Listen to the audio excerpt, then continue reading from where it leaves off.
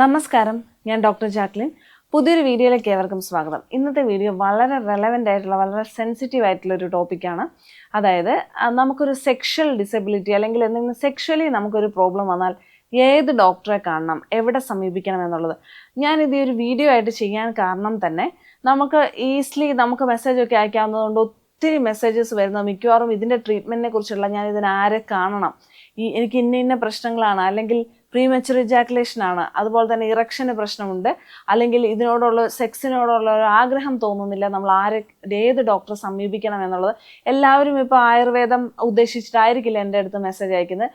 അലോപ്പതിയിൽ തന്നെ ഏത് ഡോക്ടറെ കാണണം എന്നൊക്കെ ചോദിച്ചുകൊണ്ടാണ് മിക്കവാറും പേര് മെസ്സേജ് അയക്കുന്നത്. അല്ലെങ്കിൽ ആയുർവേദം ഓപ്റ്റ് ചെയ്യുന്ന ഒത്തിരി ആൾക്കാരുണ്ട്. കാരണം ആയുർവേദത്തിന് ഇതിൻ്റെ ഒരു ട്രീറ്റ്മെൻറ്റ് അങ്ങനെയാണ്. അത് ഞാൻ പറഞ്ഞു തരാം ഇവിടെ. ഇത് വളരെ സെൻസിറ്റീവ് ആയിട്ടുള്ളൊരു വിഷയമാണ്. ഇത് പകുതി പേരൊന്നും തുറന്ന് ആരുടെ അടുത്തും സംസാരിക്കാത്തതുകൊണ്ട് തന്നെ കൃത്യമായിട്ടൊരു ഗൈഡൻസ് കിട്ടുന്നില്ല എന്നുള്ളതാണ്. എവിടെ കാണിക്കണം, ഇതിൻ്റെ പരിഹാരം എന്തൊക്കെയാണെന്നുള്ളത്. പ്രത്യേകിച്ച് കോവിഡ് ഒക്കെ കഴിഞ്ഞിട്ട് വരുന്ന ഈ ഒരു കാലഘട്ടത്തിലൊക്കെ അറിയില്ല ഇതിൻ്റെ സൈഡ് എഫക്റ്റ് ആയിട്ട് വരുന്നതാണോ, അല്ലെങ്കിൽ ഇപ്പം ആൾക്കാരുടെ ലൈഫ് സ്റ്റൈൽ ഇത്രയും, അതായത് നല്ലൊരു ലൈഫ് സ്റ്റൈൽ ഫോളോ ചെയ്യാത്ത ഒരാൾക്കാർ ഈ ഒരു ഏജിൽ എത്തിയപ്പോൾ സംഭവിക്കുന്ന കാര്യമാണെന്ന് അറിയത്തില്ല.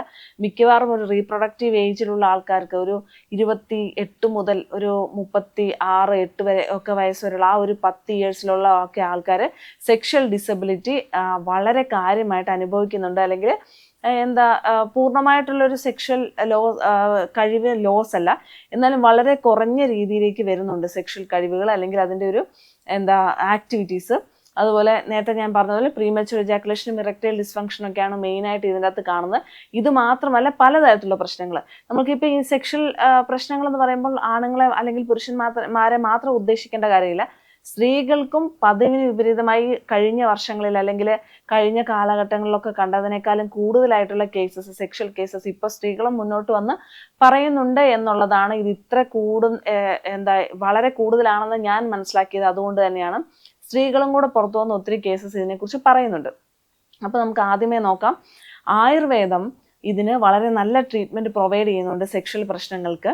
അതിൽ നിങ്ങൾ കാര്യമായിട്ട് മനസ്സിലാക്കേണ്ട കാര്യം എന്താണെന്ന് ചോദിച്ചിട്ടുണ്ടെങ്കിൽ, സെക്ഷൽ പ്രശ്നങ്ങളെല്ലാം ഒരിക്കലും ശരീരത്തിൻ്റെ പ്രശ്നങ്ങളായിരിക്കില്ല. സൈക്കോളജിക്കൽ ഒരു ഇൻവോൾവ്മെൻറ്റും കൂടെ അതിൻ്റെ അകത്ത് വരും. ഒരു മനസ്സിൻ്റെ ഘടകം അല്ലെങ്കിൽ ഒരു എൻസൈംസ്, ഹോർമോൺസിൻ്റെ ഒക്കെ ഒരു ഘടകവും കൂടെ ഇതിൻ്റെ അകത്ത് കയറി വരുന്നുണ്ട്. അത് ഇപ്പം നമുക്കൊരു ബ്ലഡ് ടെസ്റ്റ് ചെയ്താൽ കണ്ടുപിടിക്കാൻ പറ്റുന്ന ഒരു കാര്യമൊന്നുമില്ല. ഇപ്പോൾ സൈക്കോളജിക്കലി എന്തെങ്കിലും ഇഷ്യൂ ഉണ്ട്, നമ്മളിപ്പോൾ പുറമേ നിന്ന് നോക്കുമ്പോൾ നമുക്കൊരു ടെൻഷൻ ഉണ്ടാവില്ല, അല്ലെങ്കിൽ പക്ഷെ ഉള്ളിലെ എന്തെങ്കിലും ഒരു ട്രോമ അല്ലെങ്കിൽ ഒരു മെന്റൽ കാര്യങ്ങൾ, അല്ലെങ്കിൽ ആരുടെങ്കിലും അല്ലെങ്കിൽ പാർട്ട്ണറുടെ ഒരു വാക്ക്, അങ്ങനത്തെ ഒത്തിരി കാര്യങ്ങൾ ഈ സെക്ഷൽ പ്രശ്നങ്ങളൊക്കെ നമ്മെ നയിക്കുന്നതാണ്. അപ്പം ഇത് പരിഹരിക്കാൻ വേണ്ടിയിട്ട് ആയുർവേദം മെയിൻലി ഉപയോഗിക്കുന്ന ഒരു ടെക്നിക്ക് എന്ന് പറഞ്ഞാൽ സൈക്കോസൊമാറ്റിക്. അതായത് നമ്മളെ ശരീരവും മനസ്സും ഒരുമിച്ച് ഇൻവോൾവ്മെൻറ്റ് ഉള്ളത് കൊണ്ട് തന്നെ ഇത് രണ്ടും കൂടെ പരിഹരിക്കുന്ന രീതിയിലുള്ള ട്രീറ്റ്മെൻറ്റാണ് ആയുർവേദം തരുന്നത്. അതുകൊണ്ടാണ് ആയുർവേദത്തിലൂടെ എന്തെങ്കിലും ഒരു സെക്ഷൽ പ്രശ്നം ഭേദമായിട്ടുണ്ടെങ്കിൽ അത് നീണ്ടു നിൽക്കും, അതായത് അതിൻ്റെ റിസൾട്ട് നീണ്ടു നിൽക്കും. ഇപ്പോൾ ഇന്ന് കഴിച്ചു ഇന്ന് അതിൻ്റെ ഗുണം വരുന്ന രീതിയിലല്ല, ഇതൊരു കോഴ്സ് ഓഫ് ട്രീറ്റ്മെൻ്റ് ആണ്. അത് കഴിച്ചു കഴിഞ്ഞിട്ടുണ്ടെങ്കിൽ ആ കോഴ്സ് പൂർത്തിയാക്കി ഡോക്ടർ മെഡിസിൻ നിർത്താൻ പറഞ്ഞ് നിർത്തി കഴിഞ്ഞിട്ടുണ്ടെങ്കിൽ തീർച്ചയായിട്ടും അതിൻ്റെ ഗുണം നീണ്ടു നിൽക്കും, പിന്നീട് ഒരു പ്രശ്നത്തിലേക്ക് പോകുന്നില്ല എന്നുള്ളതാണ് ആയുർവേദത്തിൻ്റെ ഇതിലൊരു പരിഹാരം എന്ന് പറയുന്നത്. പ്രത്യേകിച്ച് മനസ്സിലാക്കേണ്ട കാര്യം, ഫാസ്റ്റ് ആക്ഷൻ കിട്ടില്ല ആയുർവേദത്തിൽ എന്നുള്ളത്. കുറച്ച് നാൾ ചെയ്യണം. ഞാൻ നേരത്തെ പറഞ്ഞതുപോലെ മൈൻഡിൻ്റെ പ്രോബ്ലം ആണെങ്കിൽ ഡോക്ടർ ഇതെല്ലാം ചോദിച്ച് മനസ്സിലാക്കി, ഒരു മൈൻഡിൻ്റെ പ്രോബ്ലം ആണെങ്കിൽ അതിനെ ട്രീറ്റ് ചെയ്യും. മസ്കുലർ ഇൻവോൾവ്മെൻ്റ് ഉണ്ടെങ്കിൽ അതിനെ ട്രീറ്റ് ചെയ്യും. ഞരമ്പുകളുടെ ഇൻവോൾവ്മെൻ്റ് ഉണ്ടെങ്കിൽ അതിനെ ട്രീറ്റ് ചെയ്യും. ബ്ലഡ് സർക്കുലേഷൻ പ്രോബ്ലം ഉണ്ടെങ്കിൽ അതിനെ ട്രീറ്റ് ചെയ്യും. എല്ലാത്തിനും ഒരു റൂട്ട് കോസിനെ ട്രീറ്റ് ചെയ്തിട്ടാണ് ആയുർവേദം ഈ ഒരു സെക്ഷൽ പ്രശ്നങ്ങൾക്ക് പരിഹാരം കാണുന്നത് എന്ന് ആദ്യം മനസ്സിലാക്കണം.